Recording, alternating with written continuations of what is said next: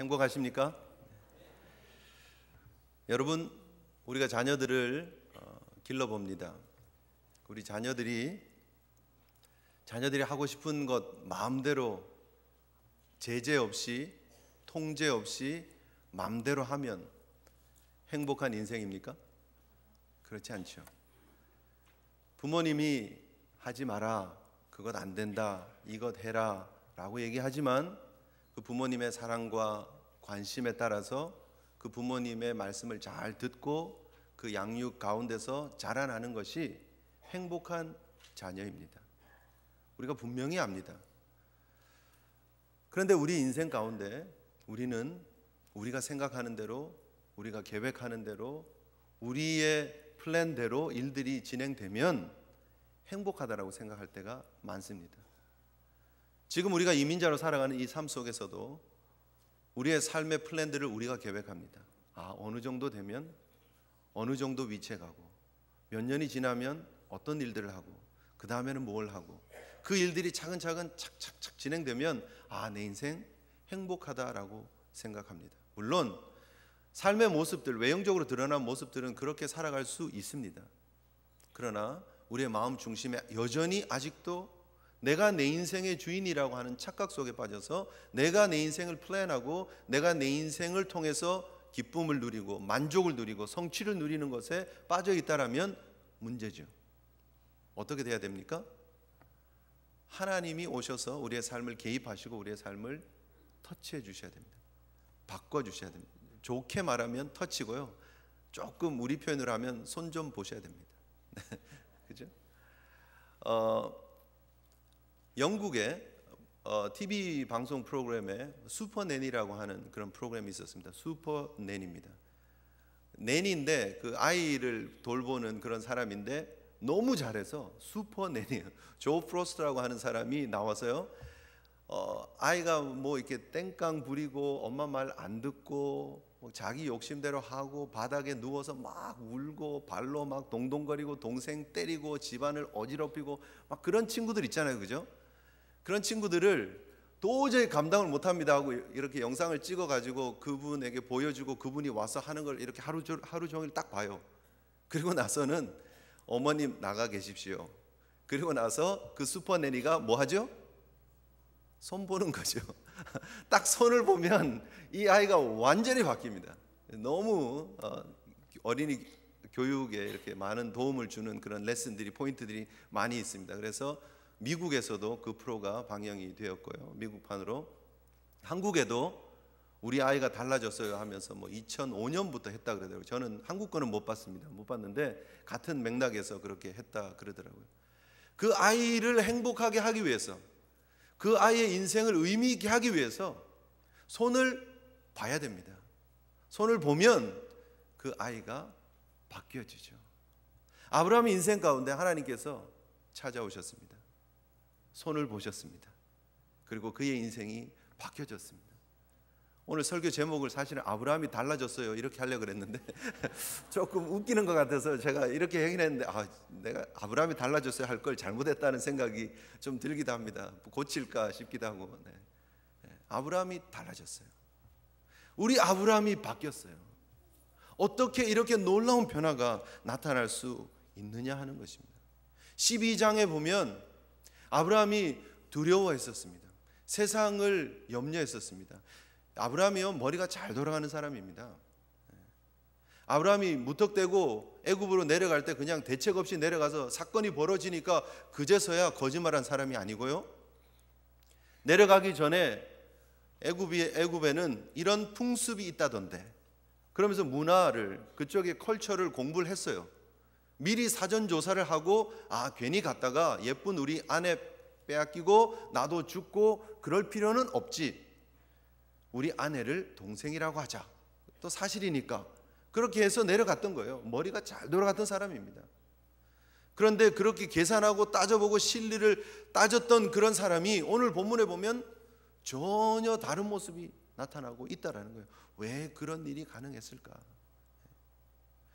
롯이 자기가 보기에 좋았던, 참 재밌는 표현이었죠, 그죠? 여호와의 동산 같고 애굽 땅 같았더라. 이 말도 안 되는 표현이라고 분명히 말씀드렸습니다. 잘 기억하셔야 됩니다. 이건 정말 말이 안 되는 표현입니다. 여호와의 동산은 여호와가 다스리는 곳이고 애굽 땅은 바로라고 하는 살아있는 신이라고 착각했던 그 신이 다스리는 땅이에요. 그 둘이 절대 같이 갈 수 없는 땅이에요. 그런데 롯은 그런 줄 알았어요.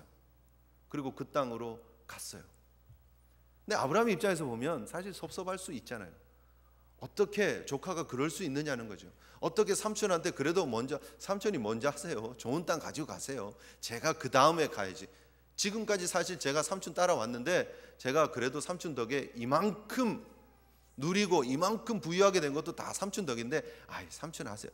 그래야 맞잖아요. 사실은 섭섭한 마음이 있을 수 있습니다. 그럼에도 불구하고 오늘 본문의 아브라함은 그 롯을 향해서 주저없이 쫓아간다는 거예요.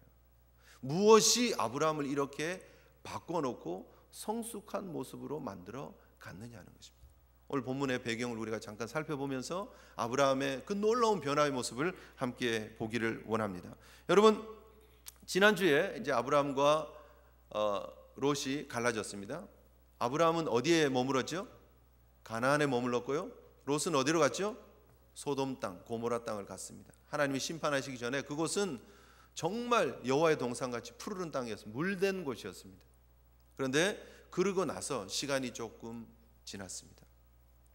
지금 성경에 처음으로 나라와 나라가 전쟁을 일으키는 사건이 나옵니다. 지금 오늘 본문에 시날 왕, 또 엘라살 왕, 엘람 왕, 고임 왕이라고 하는 네 나라가 연합을 해서 가나안 5 왕의 연합 군들과 함께 전쟁을 하는 내용이 나오는데요.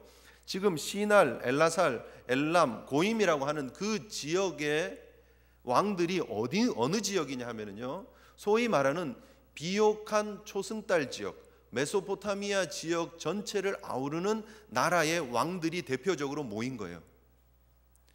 아브라함이 어디에서 출발해서 나왔죠? 여러분 기억하십니까? 갈대아 우르에서 나왔습니다. 우르 지역, 유프라데스 강이 있고 티그리스 강이 있는 그 지역, 비옥한 지역입니다. 거기에 문명이 아주 발달된 곳입니다. 거기에 강 사이에 시날 왕이 거기에서 오는 겁니다. 꽤 괜찮은 문명의 왕이에요. 그래서 사실은 이 소돔 왕들의 연합국들이 그곳의 왕들에게 조공을 계속 보냈던 거예요. 12년 동안 조공을 보내면서 평화를 유지를 했던 거예요. 그런데 13년째 되면서 우리가 너무 저자세로 우리가 사는 거 아니냐, 우리가 이제는 조공을 바치지 맙시다. 조공을 안 바쳤어요. 13년째. 그러니까 그쪽에서 왕들이 연합을 해서 지금 전쟁을 하러 오는 거예요. 지금 우리나라가 조공을 잘 바칠 때 별 문제 없다가 조공 안 바치니까 그냥 바로 당태종이 그냥 내려오는 것처럼 그런 거예요. 사실은 쉽게 말하면 안타까운 모습이지만, 힘이 없으니까, 가나안은 힘이 없으니까 힘 있는 메소포타미아 연합 군대들이 지금 쳐들어오는 거예요. 유프라데스 강, 티그리스 강 사이, 메소포타미아 북편에 있는 나라, 유프라데스 강 하류에 있는 나라, 이란의 고원 남부 지역에 있는 나라, 그 나라들이 연합을 해가지고 지금 치러 오는 거예요. 그런데 전쟁에서 어느 정도는 할 수 있겠다. 왜냐하면 우리가 이쪽 지형을 잘 아니까. 오늘 본문에 보면 그들이 시딤 골짜기, 역청 구덩이가 많은, 역청은 쉽게 말하면 기름, 아스팔트 덩어리입니다. 그런 아스팔트가 있는 골짜기를 아니까 우리가 그 군대를 몰고 들어와서, 그죠? 마치 이순신 장군이 명량해전에서 13척으로 333척의 일본 그 배를 그 좁은 해협으로 끌고 들어와서 팍팍팍 격파시켰던 것처럼 그 스파르타 군대 300이 그냥 페르시아의 10만의 대군들, 100만입니까? 대군을 그렇게 전쟁을 해서 이겨냈던 것처럼 그렇게 그 길목 있는 곳으로 몰고 간 거예요. 시딤 골짜기로 가서 역청이 있어요. 여기 하면 되겠다 하고 작전을 딱 세웠던 거예요. 그런데 뒤로 치고 들어갑니다. 그래서 완전히 싸움에서 패하고 완전히 초토화가 됩니다. 생각지 못한 루트로 치고 들어갑니다. 오히려 자기들이 그 골짜기로 몰리는 형국이 됩니다. 그래서 역청 구덩이에 빠지는 거예요. 여러분 잘 생각해 보십시오. 그들이 전략도 세울 줄 알고 그들이 엄청난 군대를 가지고 있고 엄청난 문명이 있는 지역에서 무기를 가지고 공격을 해 왔습니다. 그리고 소돔 연합군들이 완전히 패망하고 그곳에 있는 사람들이 잡혀가고 재물이 뺏겨가는 그런 상황입니다. 그런 상황에서 아브라함이 소식을 들었다라는 거예요. 318명의 군사를 데리고 있는, 대충 신학자들이 계산을 해보면 318 곱하기 그 한 명당 한 4명의 가족이 있었다고 생각하면 적어도 한 1200명 정도 되는 그 정도 사이즈겠지 이렇게 계산합니다. 한 1000명 정도 모여있는 작은 부족의 족장이에요. 아브라함이 어떻게 그 연합군들과 싸워서 이길 수가 있습니까? 말도 안 되죠. 지금 이 소식을 들었을 때 아브라함의 머릿속에 들었을 첫 번째 생각은 이거를 가야 돼 말아야 돼, 승산이 있는 거야 없는 거야 따져보는 게 맞죠. 상식이죠. 애굽에 내려갈 때 바로를 두려워했던 아브라함이라면, 12장에 있는 아브라함이라면 충분히 계산했을 겁니다. 계산할 거예요. 계산해서 맞아, 이거는 하나님이 롯을 심판한 거야. 하나님이 롯이 하나님만 의지하고 믿음으로 살지 않고 저기 눈에 보이는 비옥한 땅을 향해서 가니까 하나님이 롯을 좀 정신 차리라고 따끔하게 혼내시려고 하는 거니까 나는 뒤로 좀 빠져 있어도 돼 라고 하면서 자기 논리로 막 설득할 수 있잖아요. 내가 아무리 318명이 준비가 되어 있다고 해도 이 군대 가지고는 도저히 안 되는데 따지고 계산할 수 있습니다. 머리를 굴릴 수 있습니다. 그런데 아브라함은 그러지 않아요. 아브라함은 그 소식을 듣자마자 자기가 집에서 기르고 훈련시킨 318명의 군인을 데리고 쫓아가서 그 전쟁을 하고 빼앗아 옵니다. 롯을 다시 회복시키고 그 재물과 노력한 것들을 다 빼앗아 오고 있는 아브라함의 모습을 본다라는 것입니다. 놀랍지 않습니까? 우리가 성경에 나타나는 이 창세기 14장의 이야기를 그냥 보면서 그냥 이런 이야기구나 라고만 생각하고 넘어갈 수 있는데요, 잘 생각해 보면 이 아브라함의 결단, 이 아브라함의 그 추격하는 모습들 생각해 보면 엄청난 변화가 아닐 수 없다라는 거예요. 12장에서 보았던 아브라함과는 전혀 다른 용기 백배한, 정말 갑자기 아브라함이 헤라클레스가 된 것 같아요. 갑자기 삼손이 된 것 같아요. 그냥 용감한 무사가 되어서 가서 일당천의 용감한 무사가 된 것 같아요. 그런 모습으로 달려가서 전쟁에 이기고 다 빼앗아 오는 모습을 본다는 것입니다. 무엇이 이런 변화를 만들었느냐? 여러분, 오늘 제가 설교를 시작하면서 아이들의 변화에 대해서 얘기를 했습니다. 슈퍼내니 얘기를 했습니다. 그런데 그 슈퍼내니가 들어가서요, 정말 그 아이를 완전히 바꿔놓습니다. 부모님이 보고 그 아이의 변화되는 모습 보고 다 눈물을 뚝뚝뚝뚝 흘립니다. 어떻게 이렇게 바뀔 수가 있을까라는 거예요. 근데 문제는 뭐냐 하면은요, 이 아이들과 부모님과의 커뮤니케이션이 안 되는 거예요. 제가 한 2편 정도 봤던 것 같아요. 그런데 그 내니가 하는 얘기가 뭐냐 하면, 이 아이가 엄마에게 표현하려고 하는 게 있는데 그 표현이 안 되니까 자기 나름대로의 방식으로 한다라는 거예요. 바닥에 뒹굴고 동생을 괴롭히고 집을 난리를 하고 하는 이유가 내가 엄마에게 주고 싶은 메시지가 있는 거예요. 엄마와 커뮤니케이트 하고 싶은데 커뮤니케이션이 안 되는 거예요. 그래서 사고를 치는 거예요. 오늘 본문에 아브라함이 왜 이렇게 바뀌었느냐? 이제는 아브라함이 하나님의 음성을 들을 줄 아는 거예요. 이제는 아브라함이 하나님을 온전히 만나고 하나님을 경험하고 하나님의 뜻이 어디 있는지 분명히 아는 거예요. 내가 하나님 안에서 살아가는 그 삶이 얼마나 강력한 삶이라 하는 것을 아는 거예요. 그래서 염려하지 않아요. 계산하지 않아요. 따지지 않아요. 여러분, 우리가 이민자로 살면서 이 땅에 사는 거민들이 크고 위대해 보입니까? 우리의 삶이 불편해 보입니까? 무서워 보입니까? 하나님 은혜 가운데 들어가시고 하나님을 신뢰하시고 하나님의 음성 들으시기를 주님 여러분 축복합니다. 우리의 삶이 바뀔 줄 믿습니다. 우리가 세상을 바라보는 이 눈이 바뀔 줄 믿습니다. 용감하고 담대한 믿음의 사람으로 당당하게 쫓아가서 그 싸움을 싸울 수 있는 믿음의 사람이 되는 것입니다. 우리를 보면, 나를 보면, 내가 거느리고 있는 가솔들을 보면 도저히 싸울 수 없습니다. 계산하고 따지면 싸울 수 없습니다. 그러나 하나님을 의지하면, 나를 부르시고 나의 삶 가운데 역사하시고 그 바로의 인생에 하나님께서 재앙을 주셔서 내 인생을 역전시킨 그 하나님의 은혜를 경험하면 그의 삶에 놀라운 용기가 솟아오른다는 거예요. 여러분, 우리가 단순히 그래, 할 수 있어, 나도 하면 돼, 그 얘기를 하고 있는 게 아닙니다.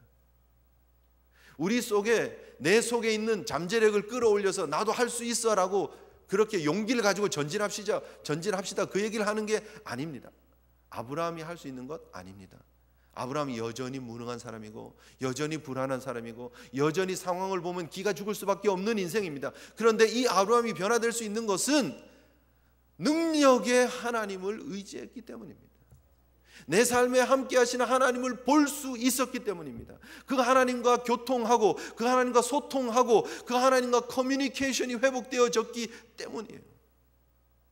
아이가 바뀌는 것은 우리 엄마가 나를 사랑하구나 라는 것을 커뮤니케이션을 통해서 확인을 하는 거예요. 우리 엄마가 원하는 것이 이것이구나 라는 것을 알고 난 다음에 엄마의 뜻을 기억하고 그 엄마를 기쁘게 하는 일을 하기 위해서 그 아이가 바뀌는 거예요. 내가 생각했던 것이 틀렸구나, 내 생각을 내려놓고 엄마를 통해서 준 새로운 메시지가 다시 싹싹싹 들어오는 거예요. 그리고 삶의 모습이 바뀌는 거예요. 우리도 똑같습니다. 우리가 가졌던 생각들, 우리가 가졌던 계획들 다 내려놓고 하나님이 이것을 좋아하시는구나, 하나님이 내 삶 속에 원하시는 것은 이것이구나, 그것을 붙잡고 믿음으로 갈 필요가 있다는 거예요.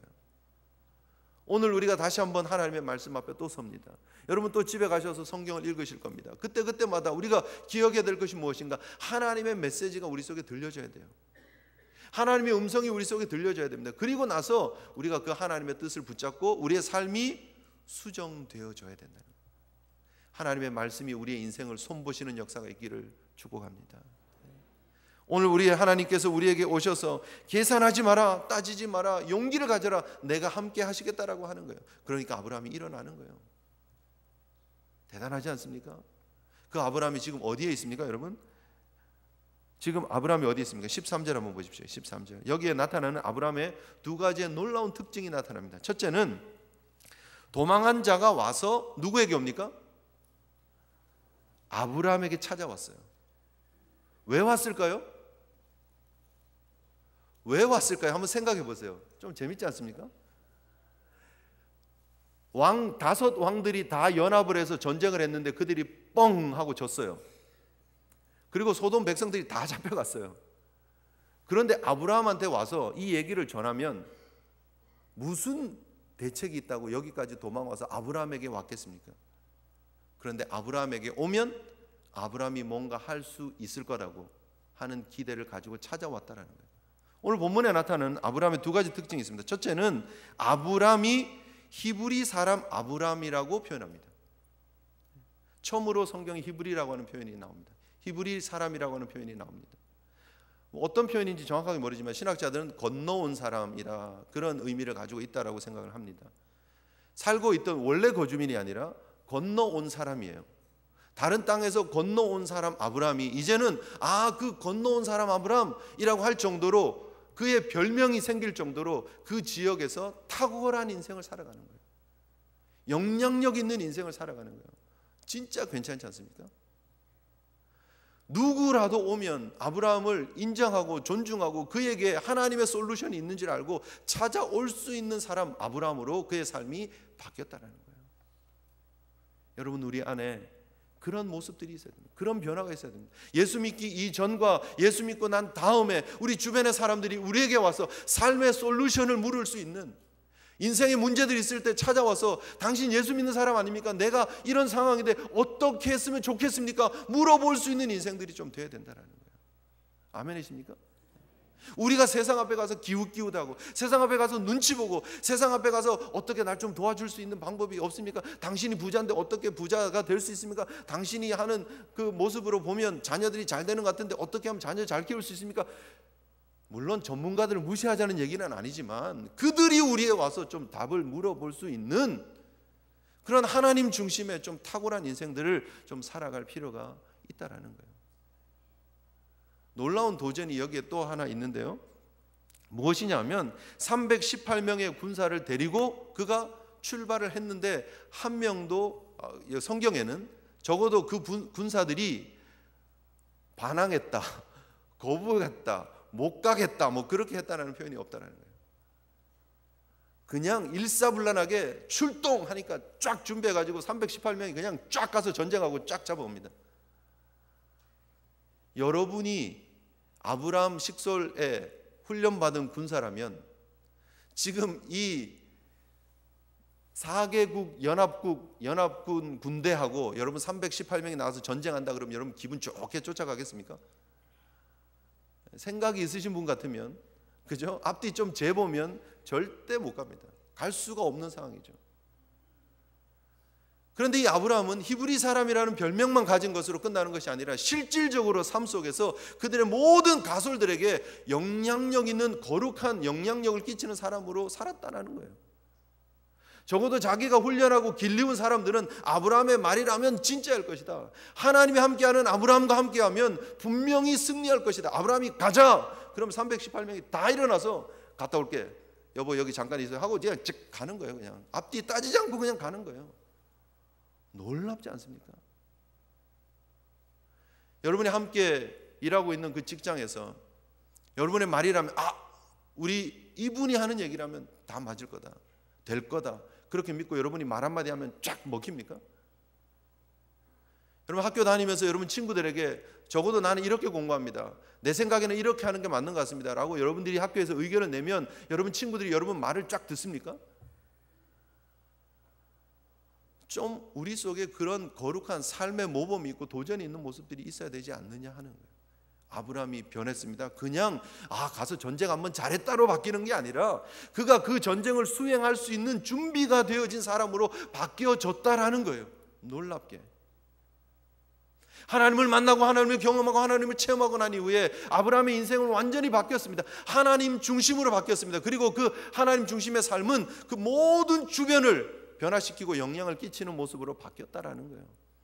여러분 우리 예수 믿는 증거가 어디에서 나타나야 되는가? 교회에서 우리가 이런저런 직분을 가지고 이런저런 직책을 가지고 이런저런 일을 하면서 내 말대로 하세요. 이대로 해야 됩니다 하고 큰 소리치고 뭐 회의할 때 더 내 목소리가 더 먹히고 그게 영향력이 아니고요.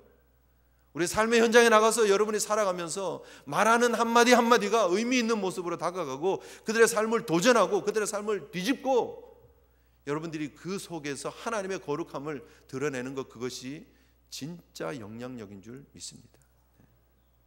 여러분 주변에 318명이 되더라도 그 모두를 품고 변화시킬 수 있는 믿음의 사람들 되었으면 좋겠습니다. 적어도 가정을 변화시키십시오. 적어도 여러분이 있는 일터를 바꾸십시오. 여러분이 다니고 있는 학교 주변을 바꾸십시오. 여러분 때문에 그들이 새로운 것을 볼 수 있고 새로운 용기를 가지고 일어서서 하나님 영광 위해서 달려가는 그런 모습들이 필요하다라는 것입니다. 우리 제1교회 성도들은 제1 건물 안에서만 제1교회 아니라 세상에서 하나님 영광 멋지게 드러내는 제1 성도들이 되어야 될 줄 믿습니다. 하나님이 함께 하시면 됩니다. 하나님의 은혜를 경험하시면 됩니다. 그리고 그 은혜를 유지하시면 됩니다. 오늘 본문에 또 한 가지 힌트가 나옵니다. 13절로 다시 가셔서 보시면 히브리 사람 아브라함에게 알리니 그때에 아브라함이 어디서 살고 있습니까? 아모리 족속 마므레의 상수리 숲을 근처에 거주하였더라 라고 얘기를 합니다. 어디입니까 이곳이? 13장 18절 왼쪽에 그 전장 마지막 절을 보십시오. 시작. 이에 아브라함이 장막을 옮겨 헤브론에 있는 마므레 상수리 숲에 이르러 거주하며 거기서 여호와를 위하여 제단을 쌓았더라. 지금 이곳이 어디냐 하면요, 그가 하나님을 만나고 하나님께 제사했던 곳입니다. 마므레 사람 상수리 숲을 헤브론 근처, 헤브론 북쪽으로 한 3km 정도 떨어진 그곳에 제단을 쌓고 그곳에 하나님을 만났고 그는 그곳에 여전히 머물러 있습니다. 자기가 거느리는 사람, 목숨 걸고 전쟁에 뛰어들 수 있는 사람이 318명입니다. 자기도 계산하고 생각할 수 있습니다.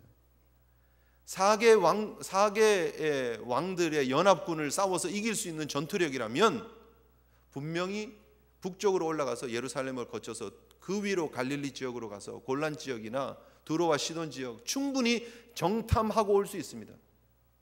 충분히 이 땅보다 더 좋은 땅이 있구나 알 수 있습니다. 목축 하는 사람으로서 양들 끌고 그냥 가면 되는 거예요. 거기 뭐 건물을 지은 것도 아니고 텐트 짓고 사는 사람이니까 가자 하고 가면 되는 거예요. 그런데 그 자리를 떠나지 않습니다. 그곳이 어디입니까? 은혜의 자리를 떠나지 않습니다. 하나님의 자리를 떠나지 않습니다. 하나님 만난 자리를 떠나지 않습니다. 예배의 자리를 떠나지 않습니다. 그곳에서 하나님의 은혜를 유지하고 있습니다. 그것이 우리의 삶의 승리의 원동력인 줄 믿습니다. 롯을 찾아갈 수 있었던, 그 전쟁을 감내할 수 있었던 이유가 무엇입니까? 하나님과의 끈끈한 관계가 있습니다. 은혜는 과거에 한번 애굽에서 하나님의 도움을 받았다로 끝나는 게 아닙니다. 한번 내가 예배드리다가 하나님을 만났다, 하나님의 은혜를 경험했다로 끝나는 일시적인 것이 아니어야 합니다. 은혜는 지금도 여전히 유효한 현재 진행형이어야 합니다. 매주 하나님 앞에 드리는 예배 시간을 통해서 하나님을 만나야 합니다. 삶의 순간순간 하나님의 역사하심을 임재하고 체험을 하고 하나님을 만나고 하나님의 음성이 들려지고 그 말씀대로 살아가야 합니다. 그게 진짜 신앙입니다. 옛날에 하나님 만났던 거 그거 한번 기억하고 지금은 아닌데 나를 속이고 옆에 사람들을 속이고 스스로 착각하고 있지는 않습니까? 은혜의 자리를 떠나지 마십시오. 하나님을 만나십시오. 매일 만나십시오. 24시간 밤이나 낮이나 하나님과 동행하는 삶이 될 때, 그 은혜 자리를 떠나지 않을 때에 그 삶 속에 놀라운 기적이 나타나는 줄 믿습니다. 갈수록 내 생각들이 들어오면 안 됩니다. 갈수록 세상의 요령들이 들어오면 안 됩니다. 한 번은 하나님 방법으로, 한 번은 내 방법으로 하면 안 됩니다. 하나님만 붙잡고 믿음으로 나가는 것들이 필요합니다. 바로 그것이 하나님의 은혜의 장소고, 바로 그것이 하나님의 축복을 경험하는, 그래서 기적을 맛보는 곳이 되어져야 한다는 것입니다. 여러분, 놀라운 하나님의 은총 매일매일 삶 속에 기억할 수 있는, 경험할 수 있는, 그래서 정말 예수 믿는 사람, 우리 제일교회 성도들 이렇게 바뀌는구나 하는 것을 세상 모든 사람들이 목격하고 바라볼 수 있도록 믿음의 담대한 모습으로 전진하시는 저와 여러분 되시기를 주님의 이름으로 축복합니다. 맡겨버리니까요, 어디까지 컨트롤이 되느냐면요, 감정까지. 상황을 아브라함이 극복했습니다. 아브라함이 바뀌었는데요, 이제 상황을 보는 눈보다 하나님을 보는 눈으로 바뀌었습니다. 그리고요, 더 놀라운 것은 그의 마음에 있는 갈등까지도 이겨냈다는 거예요. 롯에게 들었던 마음들이 있을 수 있습니다. 계산하고 따질 수 있습니다. 이번에 혼 좀 나봐라, 정신 좀 차려봐라, 그렇게 할 수 있습니다. 그러나 그는 그에게 주어진 책임을 다합니다. 하나님께서 맡기신 자기의 사람인 줄 알고 책임을 다합니다.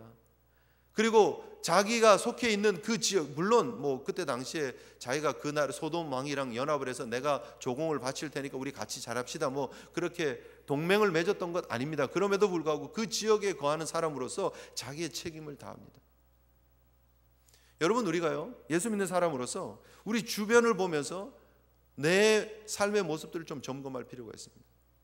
많은 기독인들이 오늘날 사회에서 왕따가 되는 모습들이 많습니다. 엄밀히 말해서 왜입니까? 너무 이기적이에요. 너무 개인주의예요. 하나님 앞에 은혜 받고 나만 잘 살면 된다가 될 때가 너무너무 많습니다. 그러나 여러분, 우리는 그 하나님의 은혜가 임하고 난 다음 우리 주변을 볼 필요가 있습니다. 사회를 볼 필요가 있습니다. 국가를 볼 필요가 있습니다. 우리 이웃들을 돌아볼 필요가 있습니다. 우리 동포들을 돌아볼 필요가 있습니다. 우리 주변에 벌어지는 일들 앞에서 내가 뛰어들어서 내가 도와줘야 될 부분들이 있는지 살펴볼 필요가 있습니다. 그것이 우리에게 주어진 책임이기도 합니다. 그런 것들을 감당할 때에 아브라함이, 여러분 보세요, 이 전쟁 이전과 이후의 아브라함의 입지와 크기를 한번 생각해 보세요. 저기 아브라함 참 저기 애굽 내려갔다 오더니 엄청 양떼도 많아지고 소떼도 많아지고 부자 됐네, 한 1000명이 모여 사네, 이제는 와 부자네 에서 전쟁 갔다 오고 난 다음에 아브라함 진짜 대단하네, 리더네, 존경받는 리더 되잖아요. 그 커뮤니티에서 정말 장로의 역할을 할 수 있는 리더로 바뀌잖아요. 왜요? 그 주변의 일들을 같이 품고 같이 책임지고 같이 그 사역을 감당하니까 얻어지는, 획득되어지는 위치예요. 여러분, 우리 성도들이 좀 그러해야 합니다. 우리가 이민자로 살지만 좀 그러해야 합니다. 여러분, 이 미국에서 벌어지는 일들에도 여러분 좀 관심을 가지셔야 합니다.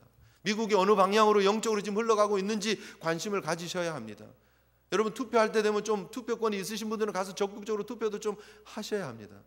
저는 뭐 정치적인 얘기 가능하면 안 하려고 하지만, 그러나 우리가 속해 있는 이 땅에서 우리가 해야 될 부분들, 거룩한 기독교인으로서 내가 세상에서 어떤 영향을 보이며 살아가야 되는가를 기억하면서 염두에 두면서 살아가야 될 책임들이 있다라는 거예요.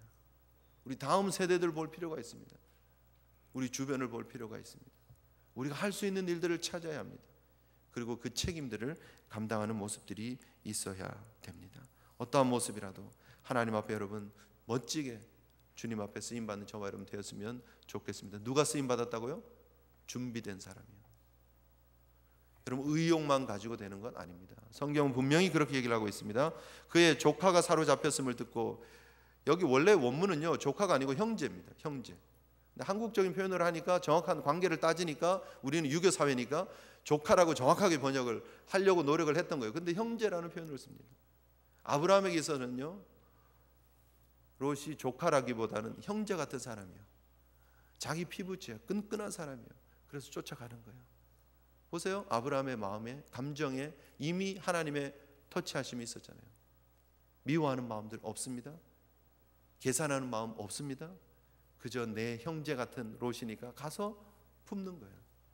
여러분, 우리가 하나님의 은혜를 경험한 크리스찬으로서 어떻게 살아야 됩니까? 계산하지 마시고 따지지 마시고, 우리가 거저 하나님의 은혜를 받았으면 우리도 거저 하나님의 은혜를 나눌 수 있는 사람이 되어야 됩니다. 우리도 가서 그렇게 해야 합니다.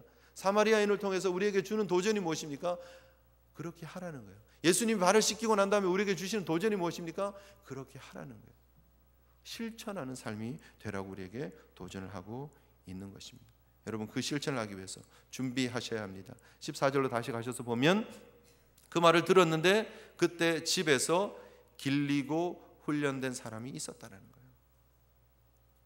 누가 쓰임 받을 수 있습니까? 의욕만 가진 사람? 아닙니다. 길리고 준비된 사람, 훈련된 사람. 오늘날 많은 크리스찬들이 있습니다. 오늘도 많은, 정말 교회마다 지금 많은 성도들이 가서 예배 드리고 있을 겁니다. 몇천 명씩 모이는 교회들도 있습니다. 그런데 정말 중요한 것이 무엇입니까? 길리고 훈련된 성도들이 필요하다는 거예요. 그저 예배 한번, 주일 오전에 와서 예배 한번 드렸으니까, 예배 드렸으니까 목사님 오늘 내가 예배 드려줬어요 라는 그런 모습이 되면 안 된다는 거예요.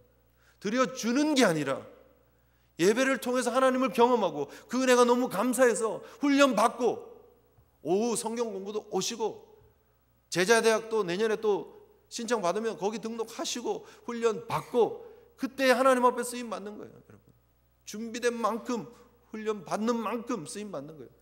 군인들이 여러분 아무나 특수작전에 들어갈 수 있습니까? 준비된 사람이 하는 거예요. 실미도 영화 보셨습니까? 북한에 투입시키려고 그렇게 엄청난 훈련을 시키는 거예요. 인간 이하의 그런 훈련을 받는 거예요. 왜요? 그 임무가 막중하다라고 생각하니까. 여러분, 우리의 삶에 하나님이 맡기는 임무가 장난입니까? 대충 해도 됩니까? 그렇지 않다면 훈련하셔야죠. 훈련해야 됩니다를 그냥 부담으로만 느끼지 마시고, 내가 하나님 부르신 그 부르심에 감격이 있다라면, 하나님 은혜에 대한 감격이 있다라면 훈련받고 준비되어져서 달려가야 된다는 거예요. 단까지 가야 됩니다. 다메섹 옆 호박까지 가야 됩니다. 그곳에 격전이 벌어지는 거예요. 여러분, 준비하시면 하나님이 여러분들을 그렇게 사용하실 줄 믿습니다. 준비된 사람 한 사람 한 사람 하나님이 놓치지 않습니다. 성경은 아브라함이 기르고 훈련시킨 사람이 대충 300명이었다 이렇게 얘기하지 않습니다. 318이면요 우리는 대충 한 300명쯤 갔다 이렇게 표현하면 돼요. 근데 성경은 분명히 318명이라고, 317도 아니고 319도 아니고 318이었다는 거예요. 정확하게 몇 명이 가서 싸웠는지 이건 알아야 된다는 거예요. 왜요? 억울하잖아요. 거기 참견한 사람들이, 훈련하고 전쟁에 나갔던 사람들 한 사람 한 사람을 하나님이 다 소중하게 기억하고 카운트 하셨다라는 거예요. 그리고 성경이 기록합니다. 오늘도 하나님이 준비하신 우리 성도들 한 분 한 분을 하나님이 카운트 하시는 줄 믿습니다. 준비하고 훈련되면 하나님께서 여러분 한 분을 기억하시고 여러분 한 분 한 분을 통해서 하나님의 놀라운 역사를 오늘도 이루어 가시는 줄 믿습니다. 여러분의 삶의 현장이 단이 되시고 여러분 삶의 현장이 호바가 되시고 그곳에서 우리를 대적하는 원수 마귀들 물리치시고 하나님의 영광 드러내는 승전보를 울리실 수 있는 하나님의 터치가 있어서 아브라함이 바뀐 것처럼 우리의 삶에 제일교회 성도들이 변화됐어요. 김 집사가 변화됐어요. 조 목사가 변화됐어요. 변화의 역사가 있는 주변의 사람들이 보고 놀라는 그런 영향력 있는 믿음의 사람들 되시기를 주님 이름으로 축복합니다. 우리 함께 하나님 앞에 다짐하면서 기도했으면 좋겠습니다.